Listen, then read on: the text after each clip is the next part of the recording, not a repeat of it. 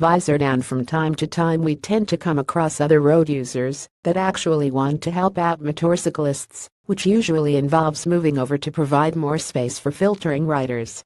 However, on this occasion, the driver of the white truck is alert enough to both spot and warn the filtering motorcyclist that there is a car moving across the keep clear area from a junction.